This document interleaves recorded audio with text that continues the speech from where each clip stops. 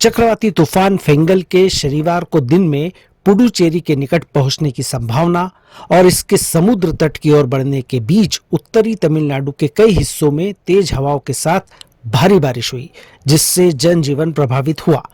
तटीय क्षेत्रों में शुक्रवार रात पहले रुक रुक कर और फिर भारी बारिश हुई, जिससे उपनगरीय क्रोमपेट में सरकारी अस्पताल परिसर के कुछ हिस्से समेत कई इलाकों में जल भराव हो गया और कई स्थानों पर पेड़ उखड़ गए। तमिलनाडु के मुख्यमंत्री M.K. स्टालिन ने राज्य आपातकालीन केंद्र में शीर्ष अधिकारियों के साथ स्थिति की समीक्षा की। उन्होंने बाद में कहा कि सभी एहतियाती कदम पहले ही उठाए जा चुके हैं और उन क्षेत्रों के लोगों के लिए शिविर स्थापित किए गए हैं जहां अधिक नुकसान होने की आशंका है तथा लोगों को भोजन भी वितरित किया जा रहा है। मुख्यमंत्री ने एक पंपिंग स्टेशन का भी निरीक्षण किया।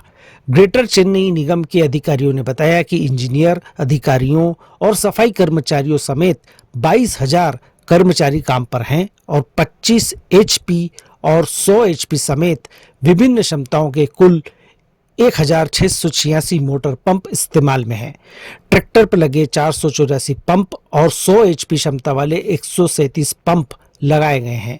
GCC ने कहा कि 134 स्थानों पर जल भराव से निपटने के लिए युद्ध स्तर पर काम जारी है और तूफान के कारण गिरे 9 पेड़ों में से 5 को हटा दिया गया है।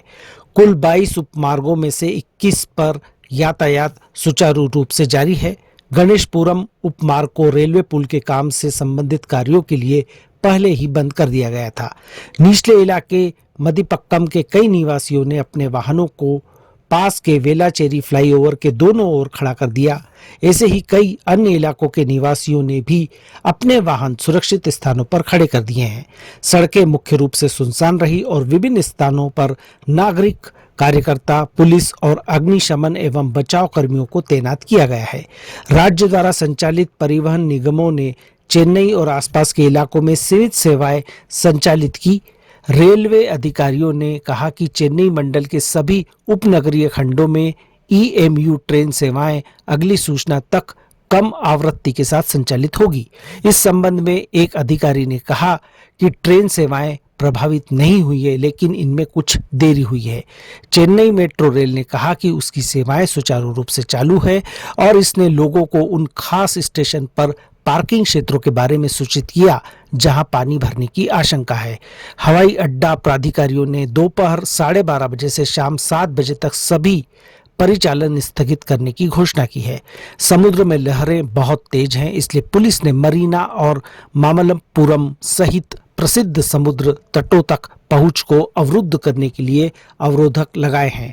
सरकारी दुग्ध आपूर्ति आविन प्रभावित नहीं हुई और अधिकतर क्षेत्रों में बिजली आपूर्ति सामान्य है।